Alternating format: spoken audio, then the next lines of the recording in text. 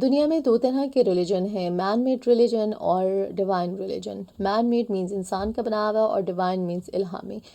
مین made religion means انسان کا بنایا ہوا ریلیجن، انسان کا بنایا ہوا مذہب، وہ جو انسان نے اپنے ذہن سے سوچا، اور پھر ڈیوائن ریلیجن سے، ڈیوائن بک سے میں سے بہت سی اچھی باتیں اکٹھی کر کے ایک مذہب کی صورت اختیار کر دی۔ ڈیوائن ریلیجن وہ جو کہ الہامی ہے، اور یہ تمام الہامی کتابوں کی صورت میں وجود میں آیا، جیسے یہودیت، عیسائیت، اسلام وغیرہ۔ میں بہت زیادہ لوگوں سے یہ سنا ہے کہ میں تو بھی یہ بات کر رہی ہوں یا کر رہا ہوں، مذہب کو رہنے دو، میں مذہب کی بات نہیں کر رہا، مذہب کا اس سے کوئی لینا دینا نہیں ہے، اور اس طرح سے ہم یہ دیکھتے ہیں۔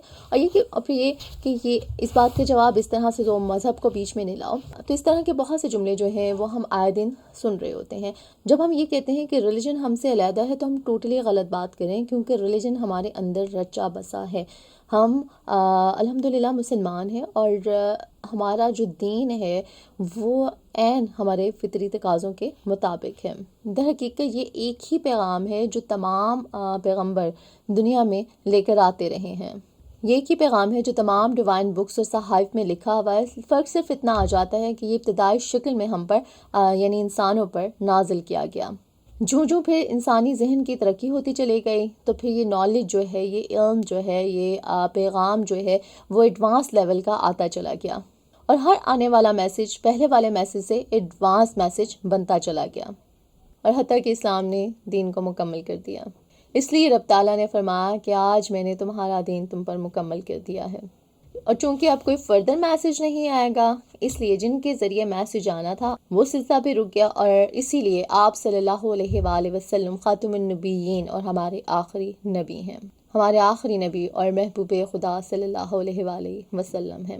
تو یوں ہم جو ہے نا وہ نان مسلمس کو بھی یہ پروف دے سکتے ہیں کہ بھئی کیوں ہم نبی کریم صلی اللہ علیہ وآلہ وسلم کو خاتم النبیین کہتے ہیں، ختم الرسول ہم ان کو کیوں کہتے ہیں، اور یہ کہ قرآن پاک جو ہے وہ ہماری آخری کتاب کیوں ہے۔ قرآن پاک ان تمام پیغامات کی تصدیق کرتا ہے جو قرآن پاک سے پہلے تمام الہامی کتابوں میں موجود تھے، اور اسلام کی صورت میں اور مذہب اسلام کی صورت میں ایک ہمیں مکمل اور آخری شکل دے، اور یہ مذہب جو ہے وہ ہماری انسانی فطرت کے عین مطابق ہے، اس لیے یہ دین فطرت بھی کہلاتا ہے۔ اور ہم یہ دیکھتے ہیں کہ انسانی فطرت جو ہیومن نیچر ہے اور اسلام جو ہے وہ ایک دوسرے پر بوجھ نہیں بن رہے ہوتے ہیں، بلکہ ایک دوسرے کو سپورٹ کر رہے ہوتے ہیں۔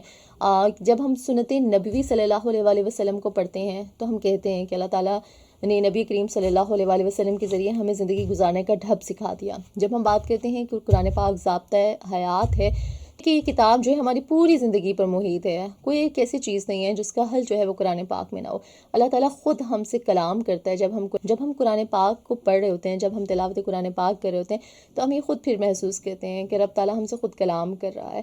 تو یہ کیسے ہو سکتا ہے کہ ہم اب خود کو اس ریلیجن سے علیحدہ کر لیں، یا ہم یہ کہیں کہ بھئی یہ بات جو ہے وہ بات میں کرنا، یہ ریلیجن کی بات نہیں ہے، ریلیجن ہمارے اندر رچا بسا ہے۔ اسلام میں اور انسانی فطرت میں کوئی فرق نہیں ہے۔ ہمیں خود کو اس مذہب سے الگ نہیں کرنا، بلکہ مذہب ہم سے ہے اور ہم مذہب سے ہیں۔ تو کہتے ہیں نا کہ جیسے سانس کا تعلق جسم سے ہے اور جسم کا تعلق سانس سے، اگر سانس نکل جائے تو جسم کی کوئی حیثیت نہیں ہے، ٹھیک ہے؟ تو اسی طرح مذہب ہے تو ہم ہیں۔ اگر ہمارے اندر سے اس مذہب کو نکال دیا جائے تو ہم کچھ بھی نہیں ہیں۔ تو جو زندگی گزارے ہیں وہ رب تعالیٰ کی عطا ہے، تو اس رب تعالیٰ کا شکر ادا کرتے رہیں اور دین اسلام پر عمل پیرا ہوتے رہیں۔